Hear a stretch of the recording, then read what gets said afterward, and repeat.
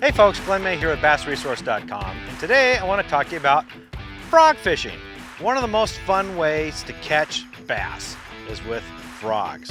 Hollow body frogs specifically, that's what I'm talking about. It can be really exciting and a lot of people enjoy fishing them this way. So I want to talk to you a little bit first of all on how to rig these up and then how to fish them. So first of all, what I got here is the Booyah Pad Crasher, and you can see that right here. The thing about this, notice the hooks. They're right flush with the body. And you would think, well, how's the fish get hooked? Well, when he bites it, the body collapses. See, it's hollow body. All right, see that? The hooks become exposed and the fish gets hooked.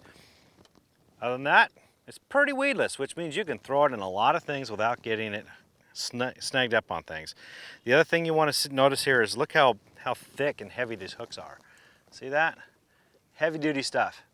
So we need to rig accordingly. We're going to be throwing it in some heavy cover, and we need a powerful setup to be able to drive that thick hook into the fish's mouth and keep that fish up away from the cover and don't let them dig and bury in it. So the rod we have here, this is a 7-foot 3-inch heavy rod, heavy power rod with a fast tip. You can go anywhere from say a 7-foot to a 7/8. Whatever you feel comfortable. There's not really a hard set rule. I like a little bit shorter rods, so I'm on the little bit shorter end of that spectrum with a 7/3. You need a fast tip because you need it to be able to throw this frog way out there. You're usually fishing large flats of matted vegetation, matted cover, so it's fan casting. And what I mean by fan cast is you make a cast out the 10 o'clock position, do your retrieve, the next cast is at the 11 o'clock, the next cast is at 12, and so on and so forth. You're covering a very careful, selective pattern, but because it's a big vast of matted weeds, you got to get it fired way out there and fish it thoroughly. So you need a rod tip that's going to throw it out there. I've got paired with it 50-pound Seaguar Kanzen line. And there's a real specific reason why I'm using this. First of all, braided line is, it's buoyant. I don't want to say it floats, but it's buoyant. And so that's going to help keep this frog above the surface. You don't want any line that can sink and bring it down. Second, it's 50-pound because once you get above that 50-pound mark, it's a little harder to cast. It inhibits, especially it inhibits your casting distance. So a 65-pound or braid or higher, like I said, you're making long casts, that sort of goes against the grain for frog fishing. So I keep it at 50-pound. I'm also using the Kanzen line rather than say Seaguar Smackdown because Kanzen's, it's a thicker diameter braid.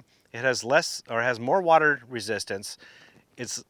Has more surface tension. So again, it helps keep it above the, floating on the surface. Smackdown's really thin diameter line, great for low vis situations. But we're not worried about that. In this case, we're making a lot of commotion with this frog, so the fish are going to be honing in on this. So Kanzen is the perfect candidate for frog fishing. With it, I've got here the Cast King Assassin reel. I'm not so concerned about gear ratio speed on it. Now, I know a lot of guys like really fast gear ratio, 7/3 to 1 or higher. They believe that if a fish blows up on a frog, you can reel it in a lot faster and fire it back out and try to get that fish again. Here, this is a 6/3 to 1 gear ratio, and there's not a whole heck of a lot of difference between 6/3 and 7/1 when you're reeling it in as fast as you can. When you're reeling really fast, it's maybe half a second difference, not a whole lot. Back in the day, it shows you how long I've been fishing, decades ago, all the rage was low gear ratio reels, especially for flipping and pitching when it first came out. That was what a lot of people went to. I'm talking 4/3 to 1, 3/5 to 1, real low because they had a lot of torque, a lot of power, and the thought was that's what you need to wrench those fish. This is basically a winch. That's what you need to get those fish out of the cover. Nowadays, you're kind of hard pressed to find a reel that's under 6/1 to 1 gear ratio. So in this case, 6/3 to 1. I like that. I like that power. We're fishing in some heavy duty slop, so you want that. You want a little more, to get that fish out of that cover. The more important thing about a reel selection in this is the drag. This has 16.5 pounds of drag. Most reels that come out in the market today are around 11, 12 pounds. There's some reels that have more drag than that. This isn't the only one that's got a lot of drag power to it, but that's what you want to look for, something above, say, 15 pounds of drag. Again, when the fish buries up in those weeds, you need something to wrench it out. And if you got a drag that's only 11, 12 pounds, that's going to be tough for you. So drag is more important in this case than gear ratio, in my opinion. All right, so that's the setup. Now let me talk to you a little bit about how to fish it.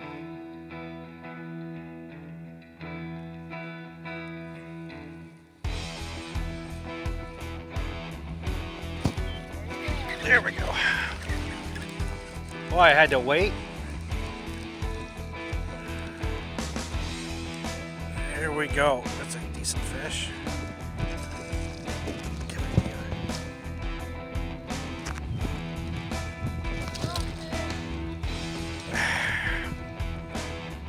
Mouthful of frog.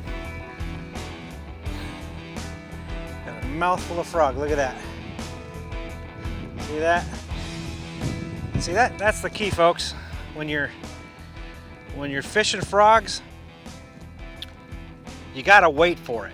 Don't set the hook right away when they blow up on that fish right there. He blew up on it, and I waited and waited and waited until I saw the line swimming off, and then I tightened down on it just to make sure he had a good bite on it, and set the hook. And what you want to do is have a little bit of slack in that.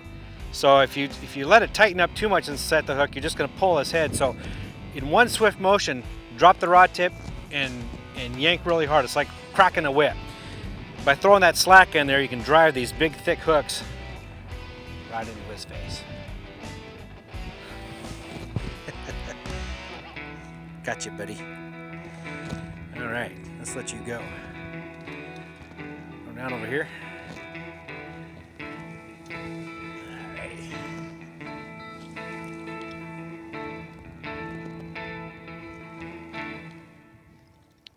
The first thing about the Booyah Pad Crasher to know is it's belly weighted. It's got a little keel to it, so when you throw it, it almost always lands right on its stomach, which is great. You want it to float the correct way, and that's the key to it. It floats. Use that to your advantage, guys. If you're throwing it out and just cranking it back in, then you're not using a hollow body frog the way it's designed. They float, which means you can let it sit in one spot for a long period of time. That's what it's for. That's the type of fishing we're doing here.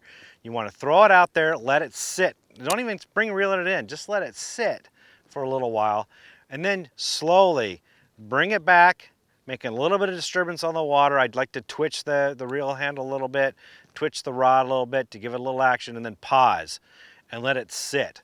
And I'll let it bake there for 10, 15 seconds, maybe more. If I'm fishing matted, heavy matted cover, I'll get it over to like a spot that's open, like a little opening, and let it sit up to a minute. Don't even move it, just let it sit for a minute, and then give it a little twitch with your rod tip and let it sit a long time again. My retrieves can last 5, 6 minutes on one cast. You just work it very, very slowly, because that's the whole thing behind a floating frog like this. It's not going to get hung up in those weeds, and it's going to sit there and float, and you can just bug a fish. You can basically entice them into biting. I like to throw it also in flooded bushes, flooded timber. In and around that, I'll work it through that area, find a little pocket, and let it sit right in there and just twitch it.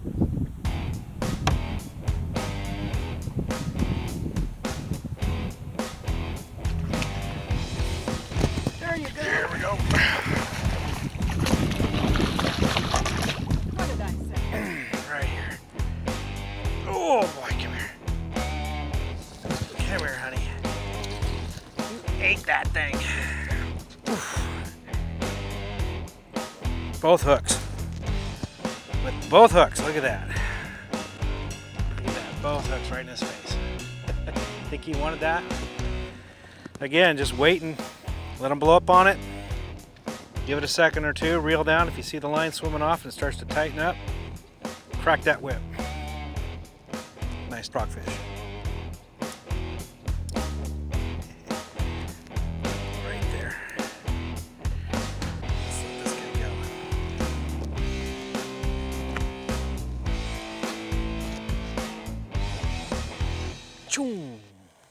Sometimes what's really fun, throw it over a little branch of a bush or a tree. Throw it over the branch, let it hang there. You can just dip it up and down. Let it sit in the water a little bit, then pick it back up and plop it right back down in place. And that can annoy a fish to death, and you'll end up smacking it. I mean, just think about ways that you can work a lure in place. That's how you want to work a frog. Now, that said, you do want to create a disturbance on the matted vegetation, say matted hydrilla, matted milfoil. And this, right out of the box, is not too heavy of a lure. And you got to make a disturbance, and when that vegetation is really matted thick over, this is just going to kind of, you'll know the difference. You throw it out there, it's just kind of pulling across the top. It's not even making any disturbance at all on the surface. Well, here's the trick that I like to do. Go to Walmart, get yourself some BBs, just like you would for a Daisy BB gun. With this frog, you can take it and flip it around, grab the hooks, and just flip it around like this. Okay, so it's flipped over. Now, you notice here, look at that hole. See that? You got a little hole right there. You can put the BBs in right there. So, what I like to do is just drop a few in there, maybe 5 or 10 BBs. Not a whole lot, doesn't take much, but what you're doing is you're giving a little bit weight so it creates a little more disturbance on the surface. And you just flip the hooks back around like I just did, and you're good to go. You might have to go as much as, say, 15 or 20 BBs, but really that's an extreme case. Gives it about 1.5 ounces of weight, so that's a pretty heavy bait. But give it just a little bit of weight like that, and that's going to create that disturbance that those fish need when they're sitting up underneath those weeds to hone in on this bait. One more thing I want to talk about is the color. Believe it or not, color can make a difference. I know a lot of people think the fish is looking up and all he sees is a shadow. I've seen a difference when I'm going to a color like this to more of a molted color, like there's a frog pattern, so it's more of a camo pattern, or just a straight white belly. I have noticed when fish are coming up and looking at it but swimming away from it, or they blow up on it but they're not taking it, just change the color and that'll get them to commit, and you end up catching a lot of fish. So I hope those tips help. For more tips and tricks and for the answers to all your questions about bass fishing, visit BassResource.com.